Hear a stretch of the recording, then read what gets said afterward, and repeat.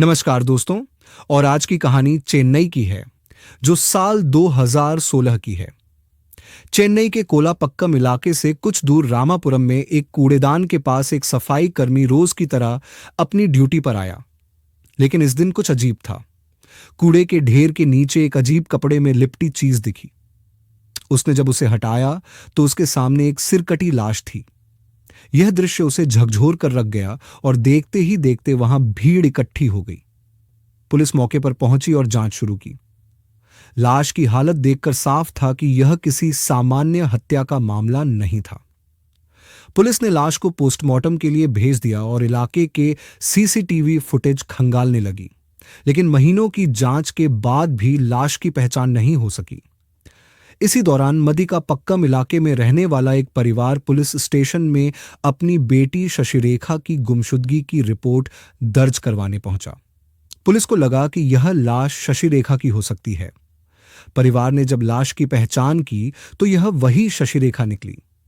शशिरेखा एक सफल अभिनेत्री थी जिसने एक बिजनेसमैन से शादी की थी, लेकिन तलाक के बाद वह अपने बेटे और करियर में व्यस्त हो गई।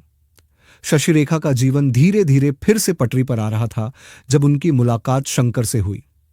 शंकर एक टैलेंट मैनेजर था और दोनों के बीच दोस्ती से रिश्ता और गहरा हो गया।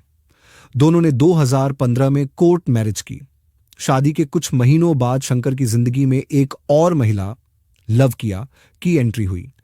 लव किया शंकर से काम के सिलसिले में मिली थी और धीरे धीरे उनके बीच नजदीकियां बढ़ने लगीं। शशिरेखा और शंकर के रिश्ते में दरारें आने लगीं और शशिरेखा ने शंकर के खिलाफ घरेलू हिंसा की शिकायत भी दर्ज करवाई। काउंसलिंग के बाद दोनों ने फिर से साथ रहने की कोशिश की, लेकिन कुछ समय बाद शशिरेखा अचानक गायब हो गई। जब पुलिस ने शंकर से पूछताछ की तो उसने पहले अनजान बनने की कोशिश की, लेकिन सख्ती से पूछताछ के बाद उसने कबूल किया कि शशिरेखा की हत्या उसने और लव किया ने मिलकर की थी।